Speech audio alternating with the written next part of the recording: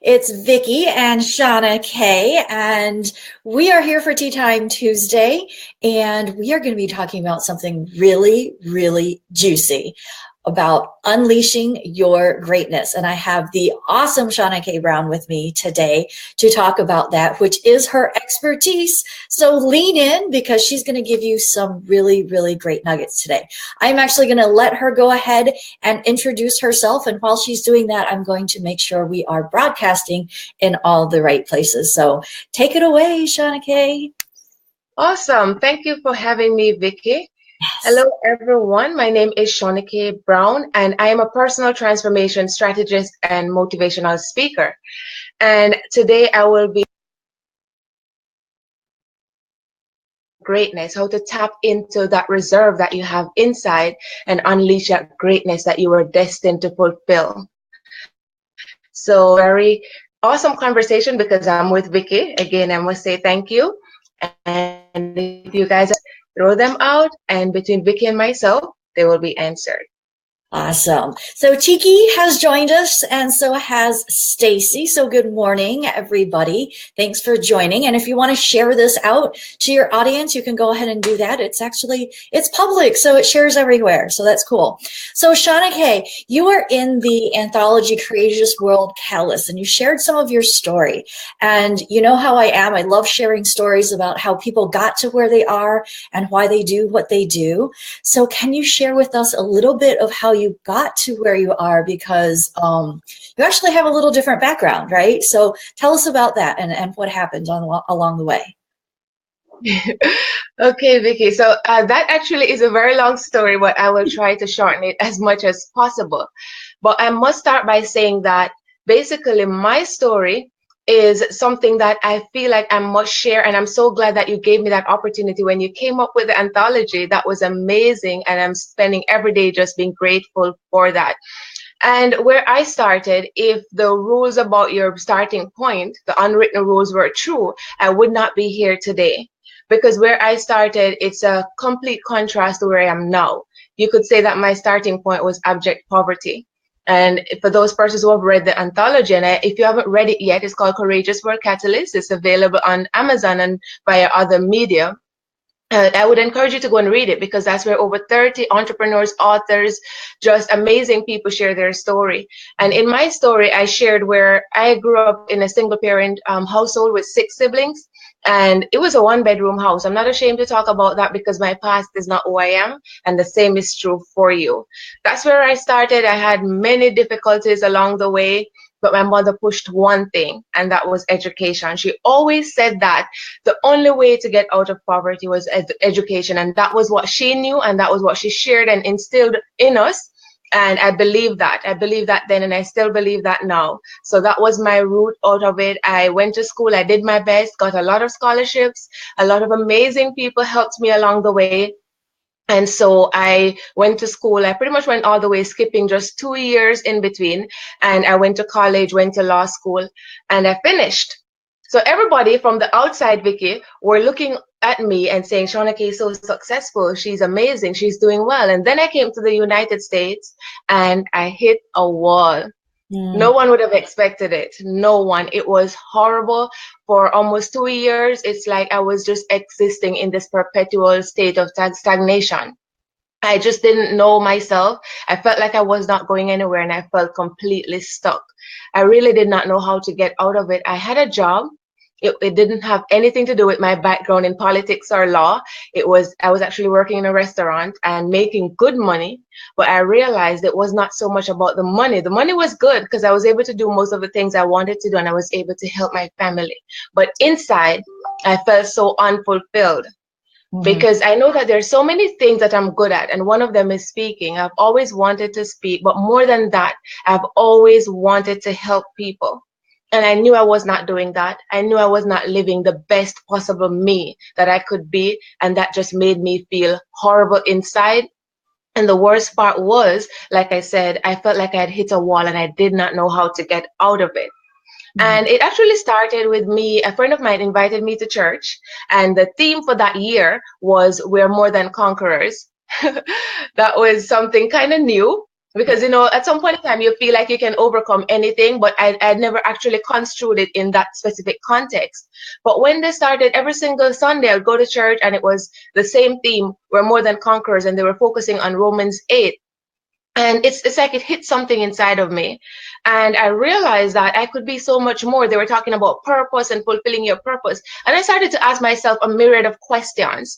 What was I really doing? What legacy would I leave back if, I was to die, God forbid? And I realized it would be nothing. Within a week or two, they would probably not remember that I existed outside of my family. So I knew I wanted to do more because, like everyone else, I'm so blessed with all this ability to do amazing things, and I was not doing it. Mm-hmm. So in October of 2016, I actually went to see one of my mentors in Georgia, someone who I wanted to meet for a very long time because she wrote a book. I read it and I knew I wanted to meet her.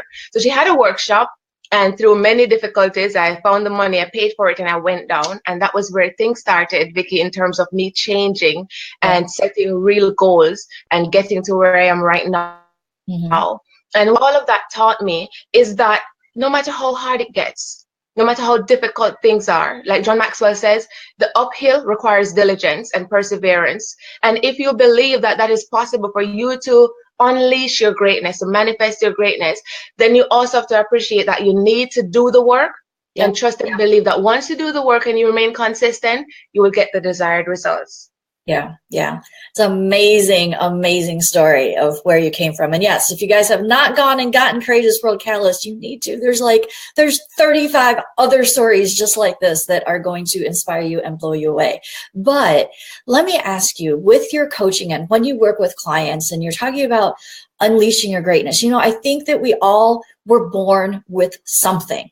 That something sometimes gets lost along the way, whether it's because of, beliefs that were instilled in us when we were younger. I mean, you had a great mom who encouraged you to do so much. What about the people who didn't have that support? What about the people that don't know exactly how to tap into that greatness? What do you have them do, or what are your suggestions for them? Okay, Vickie. So for those persons, as you rightly said, it is much more difficult than individuals who had that person who you cared about, someone who believed in you and was there to keep you accountable and to push you. And even though my mother instilled those disciplines in us, it was still hard. We had our challenges, even as a family, and specifically with me and my mom. But with those people, it's much more difficult when they come to me because they feel like they have no hope, they have no one to rely on. But in a way, those are also the good cases. And my reason for saying that is you have to let them now realize that the strength that they're looking for is inside of them. And even that is difficult. But when a person gets to that point where they realize that they can actually rely on themselves, there's nothing more powerful than that. And so from a very, I would say not basic, but the very beginning stages. Vickie, are you hearing me? Yes, I can. You probably can't see me. I'm so sorry. I think my battery is dying. Oh, no, that's all right. Yes, I can hear you.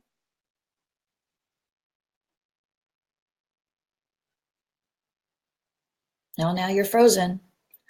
All right. Hopefully she's going to come back here soon. Oh, boy. Oh, boy. Okay. So do any of you have any questions for Shauna Kaye? So when her internet, I'm hoping, is going to come back here pretty soon, about unleashing your greatness, how to tap into that person. I think a lot of times we feel like that person is there, but we don't know how to get that person to bubble up and appear. So we end up hiding in the corner or making up, what we call, sexy excuses about why we can't or why we shouldn't be that person that we know deep down that we can actually be. I was at a conference this weekend with Lisa Nichols, who is my mentor, and she was talking about all these sexy excuses, the things that we tell ourselves about why it can't happen or what we have holding us back. And that just makes us play small in the world. And it's like Shauna Kaye said, do you want to, at the end of your life, really have, look back and think, oh gosh, where was that impact? Where was that change that I made in the world? What did I do during my time here?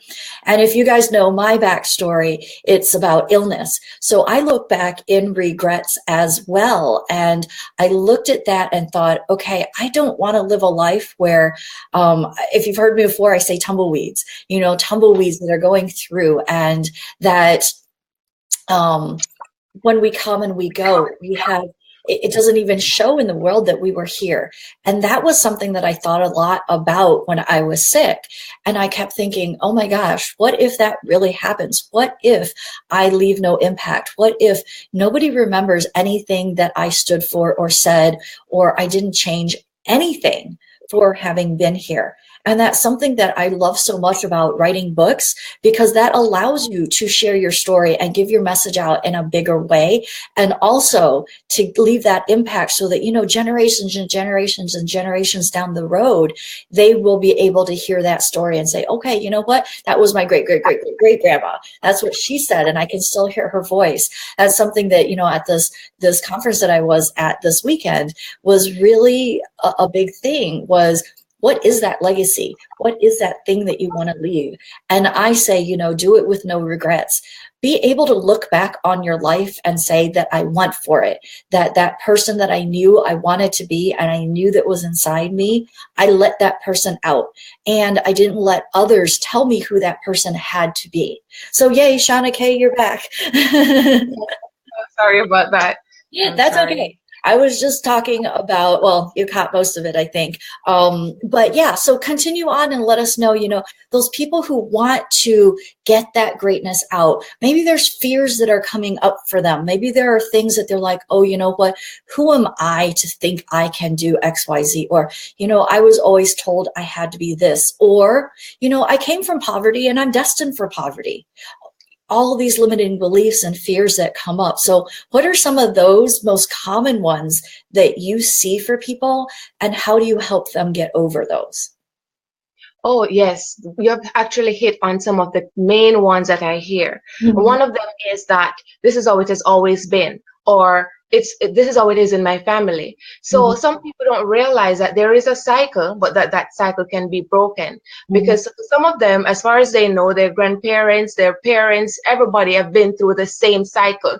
And so they cannot see how it will be different for them. And so when I have to talk to those people, it's actually very difficult, because I have to help them to understand that even though things had always been that way in their family, that they can be the one to make that change, that the change can start with them. And that's usually the most difficult part, to actually ignite that fire, because it's very hard for them to start thinking in a different way, because all their lives, and for some of them, all their lives, they were told that you're not going to amount to anything, or just go to school, do your best, get a job. And most of the times it's a very low end job, and they feel like that's how it's always going to be, and there's no other hope. So usually what I do with those persons, I sit down with them and I try to get them to write. I let them realize that when you write things on paper and you start to look at what is actually going on in your mind, it starts a total different chain of action or reaction, even evoking that emotion from inside the person themselves. And the limiting beliefs actually, like you said, a lot of it stems from fear of the unknown, fear of failure, and for some, even fear of being successful. No one in my family has ever been successful, so how am I going to be able to handle that? So you have to let them start undoing that wrong story that they've told themselves. So my starting point is always with them changing their mentality about certain things, to let them understand that success is not reserved for a select few people in society, but that everybody were born with that ability to be successful. And that success is whatever it means to you, irrespective of what you were told before. That in order for you to be successful, you have to go to school and become a doctor, a teacher, or a lawyer. It's not like that. Whatever you think will make you happy and at the same time can make you some money so you can live a comfortable life, that's success. And if you can attain that, that's where you'll find your happiness. That's where you'll find your joy. So actually what I do, Vickie, is that I teach them to rely on themselves more, to understand that there is value and worth in what they think and how they feel.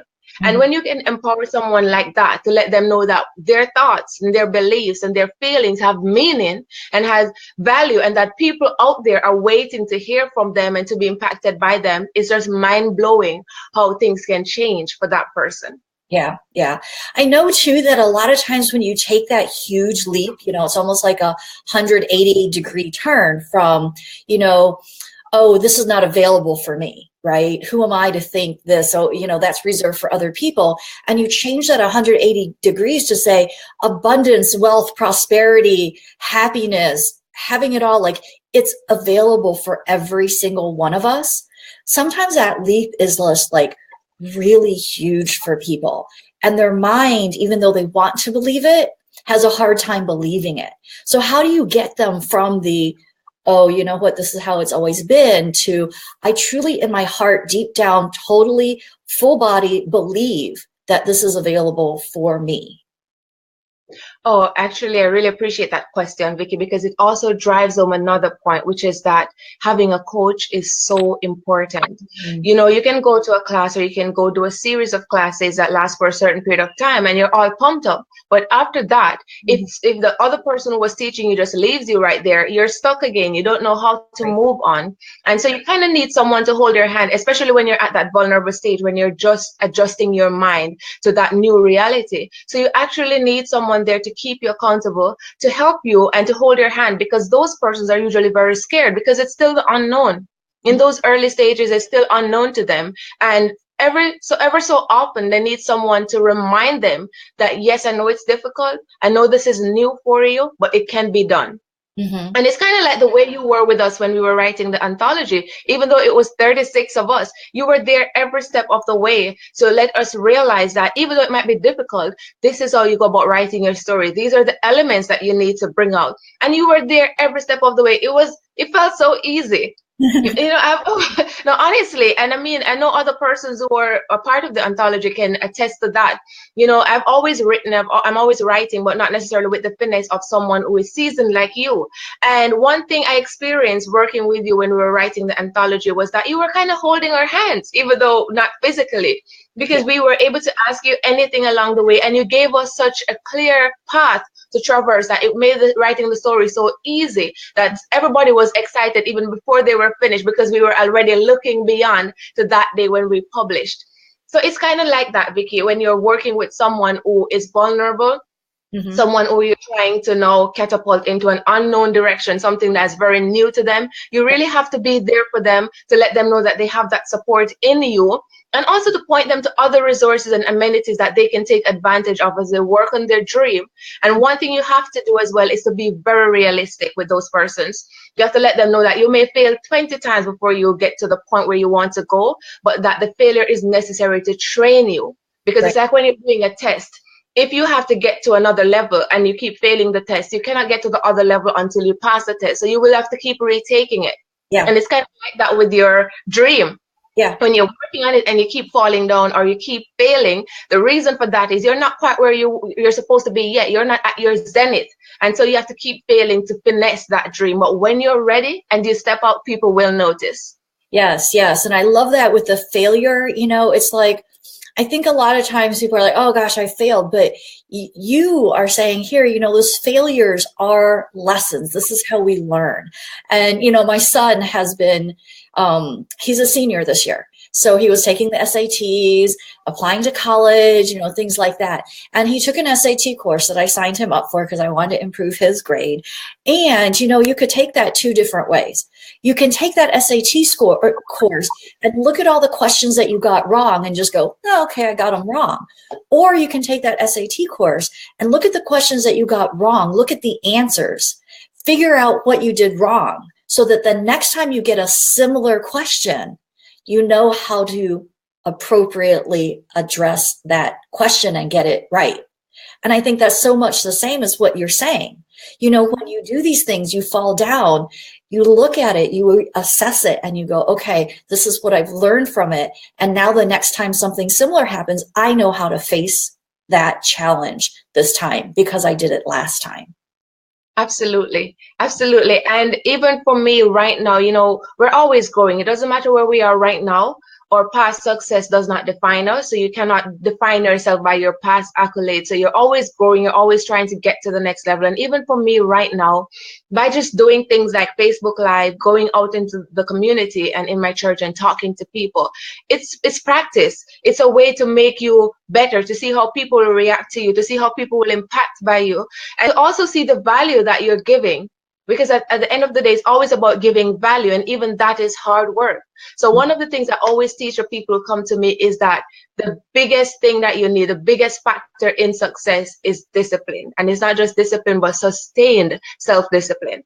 Mm-hmm. And that's the difference between those who achieve their goals and those who don't. Because success is not overnight. It may appear so, because someone may seem to suddenly burst on the scene, but it's not because it happened overnight or just a pot of luck dropped in their lap.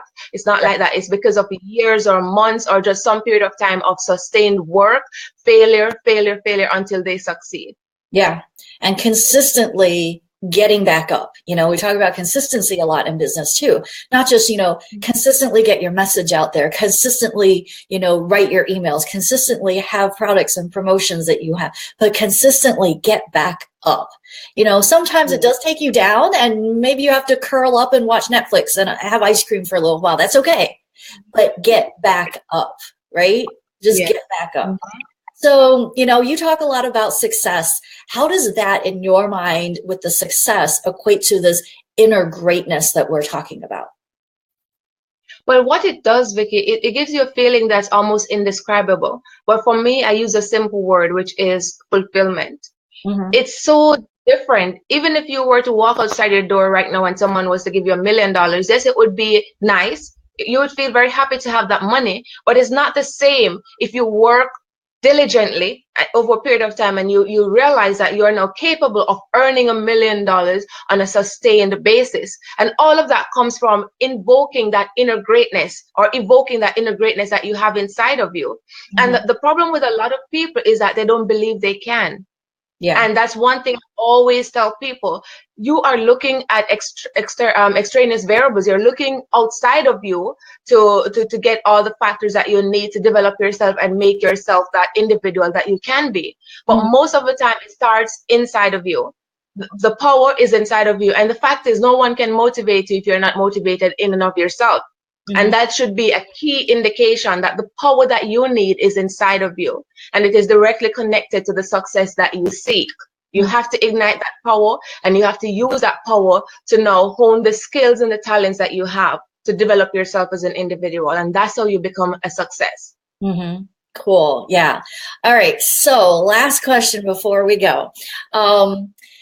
Let's say somebody comes to you and they're like, I'm not really sure what it is that I am destined to do. Like, I don't know what my contribution is supposed to be in the world.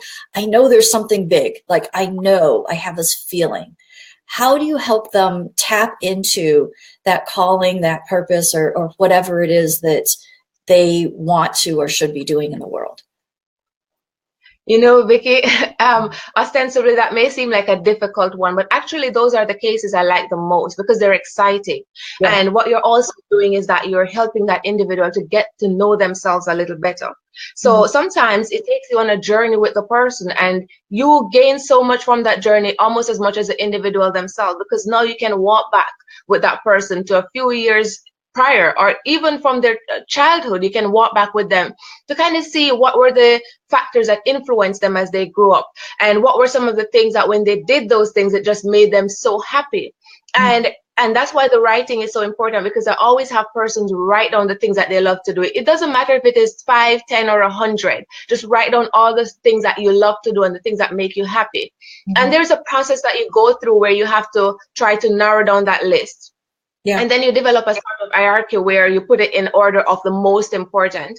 And when you can get that list down to say about 5 things, the picture becomes clearer to you. And even if it's 5 big things, I always tell them, don't limit yourself. You know how a child just dreams so big, and a child will tell you that, when I grow older, I'm going to live in a mansion and I'm going to have this kind of car, and their minds are just limitless. So what I like to do, I like to take people back, because I want them to go back to that stage when they were young and they thought that anything was possible. And the reason for them thinking that way is because it is true. Yeah. I'm not talking about the fancy things, like the fantasy, like growing wings. That's fantastical. I'm not talking about that. But I'm just saying, like, the big vision that you have, it is possible. If it's a reasoned vision, it's possible. And so what I like to do is to bring them through that process to narrow down that list. Because if they can narrow down that list to 3 to 5 things, then it becomes much clearer to them. And the point is that it has been said time without number, if you do what you love, you never work a day in your life. It's kind of like that, because if you're doing something that you love to do, that makes you happy, and you see changes being made in people's lives, you're never going to feel like you're working. And usually when you go through that process with these individuals, you see a different light. You see this flicker in their eyes, and you don't want that to go out. And that's what propels you to continue to feed into that person until they are mature enough to go out on their own. Yeah. That's great. That's great. Awesome. Okay. So guys, Stacy says, amen, Shauna Kaye, don't limit yourself. Good morning, Kelly and everybody else. If you're watching this replay, please, please, please go ahead and put comments in, ask your questions. We will, I promise, come back and answer whatever questions you have. Shauna Kaye, it's been really great having you on today. I loved everything you shared. Guys, go unleash that greatness. Success is unlimited. It's available for you regardless of how you grew up, what you were told when you were little. Go back to that childhood dream of unlimitless anything that Shauna Kaye was talking about. And that's where you're going to find exactly what you want and what your passion ties into in your life. I love it. I love it. I love it. Any last words you want to share with anybody, Shauna Kaye? Most definitely, Vickie. And before I say my last words, again, I want to thank you for having me. Yes. And that little hiccup, I'm sorry about that, but I'm really grateful to be able to share with persons. And the fact that you've allowed me to share your platform is humbling. I'm very grateful. And what I want to leave with persons is this. Always remember that possible does not mean easy, and hard does not mean impossible. Success requires hard work, it requires grit and perseverance, and you need to appreciate that while success is definitely possible for you, you must be prepared to work, to be committed, and to have patience. Anything that comes easy, you lose it just as easily. So don't be adjusting your mind to an easy road. Be prepared to go the hard road, but know within yourself that when you commit yourself and you exert that self-discipline, success will be your reward. So thank you all for listening, and thank you for having me. Yeah, thank you for being here. What an awesome way to end it all. Success is your reward, right? All right, guys. So have a fabulous, fabulous day. Check in with us next week for more Tea Time Tuesday, and join my group if you want more free training and coaching. We do Monday meditations, and we also do Thursday live training. So we will see you all later. Put your comments and questions in, and we'll be sure to check back. Thanks. Bye. Thank you. Bye, everyone.